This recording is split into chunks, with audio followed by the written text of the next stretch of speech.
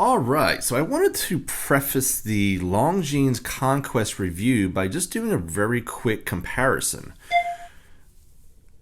My question to you, very quickly, is are these two watches the same size just by looking at them side by side?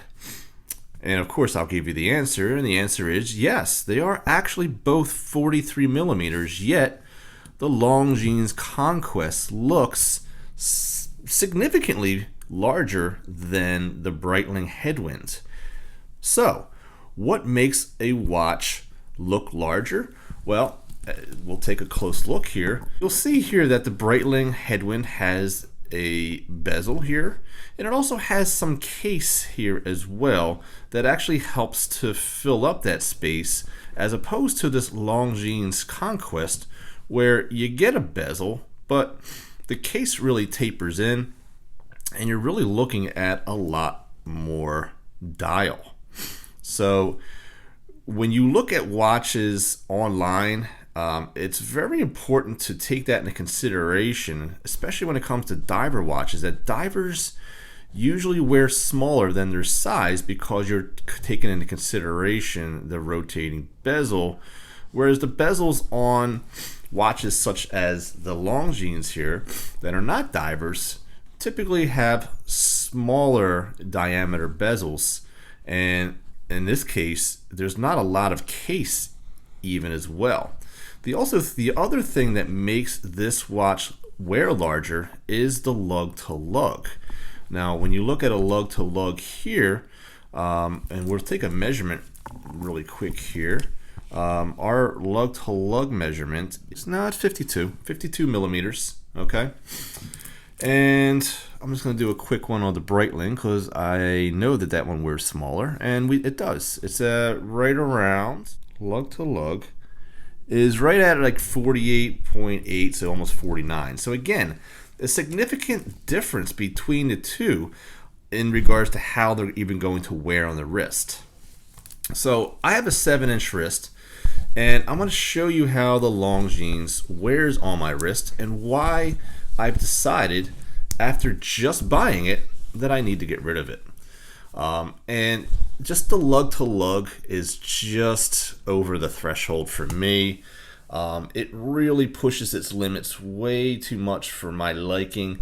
But I think more so though is the fact that there's just so much dial that it's just more than what I'm comfortable with. I usually like a watch that isn't this large, and you know, that's my mistake. And you know, it doesn't matter how long you've been in the watch collecting world, these things do happen.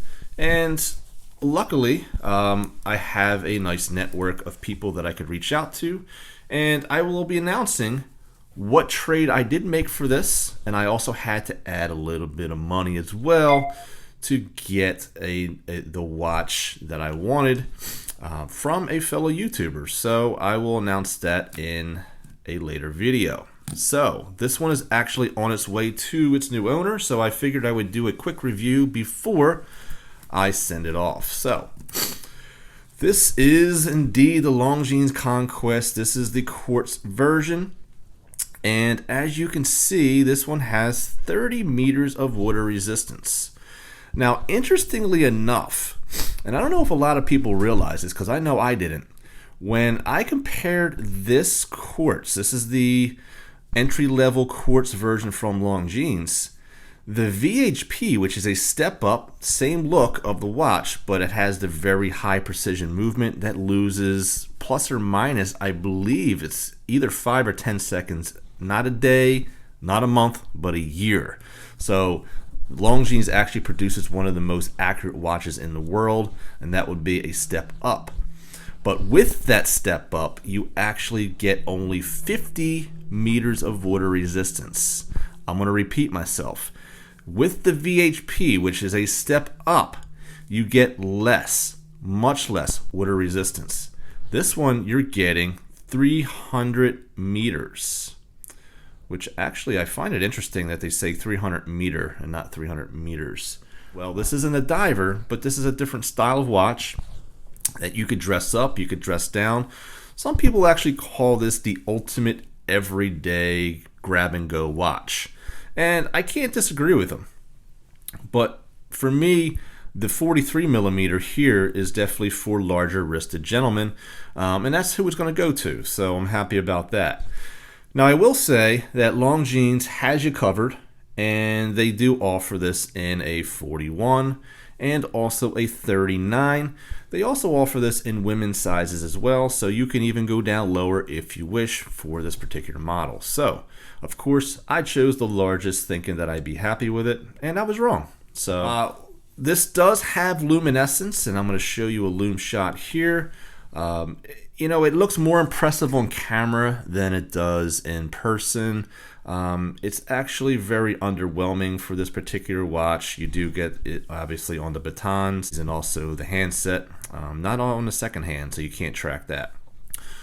So you do have a high polished bezel here, and the black here is actually, it's not a sunray, but it's not a matte finish either. So you're not getting sunray dial, but you're also not getting a matte dial. So it's definitely a shiny dial, but there's no like depth to it. It's just stark black, and it looks nice. I have no issue with that whatsoever.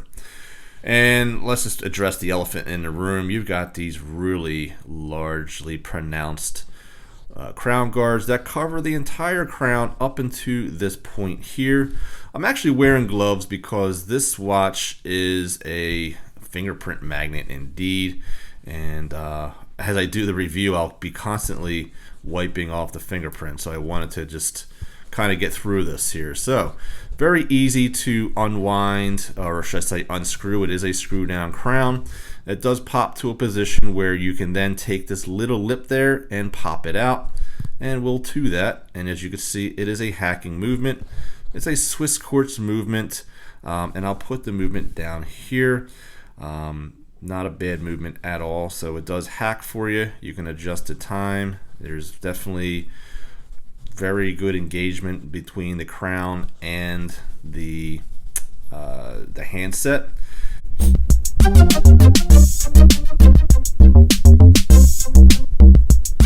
There we go, and it's changing just before midnight, a couple minutes before. So there you go. In order to adjust the date, we always bring our crown out to, or should I say handset to 6 o'clock. So let's do that. And just about there. And then we just click it out one, and then we will turn it downward just like that. And then you get the date change just like that. Great. All right, so and then just screw it back in for that. First of all, to protect the crown between the crown guards, and just to kind of seal that crown up very nicely. You do. So we have Longines logo here stamped on the crown. You get a interesting coin edge here, and as I said, you get that lip to help to get your fingernail in there and pop that crown out even further, because it is well protected. Again, makes for a good everyday watch. You get some really nice brushing, as you can see here. I'm looking for a chamfered edge here. It's very slight, but you get very nice brushing. You get polishing on the sides, and as I said, this thing is just a magnet for scratches and smudges, and you know, so is this bezel. Like, if you guys don't mind getting your watch nicked up, this one's going to have nicks and scratches and smudges and fingerprints. So if you're not opposed to that, then we're okay. Now we do get a fully brushed bracelet, and I must say it is done very nicely. You've got the logo here as well. These are H links, and the brushing is very consistent throughout. You get actually a very nice butterfly clasp, and it doesn't matter how you start it. It engages just fine, and then you've got the Longines on the other side. There's no taper to this bracelet, and I think that also helps to make this watch wear large. You're really getting a very thick and chunky bracelet. You do get the push pins, which at this price range. You know, these are $800 brand new. The expectation of push pins is just fine, but you do get an extra nice butterfly clasp, which is not preferable, but I will admit that Longines has you covered because they do give you half links, which I have actually right here. You see that half link right there, and there's actually another one as well in the box. So that does help with that micro adjust if you choose to get that really nice fit. Here is the back of the case. As you can see, it's a nice, basically kind of like a stamped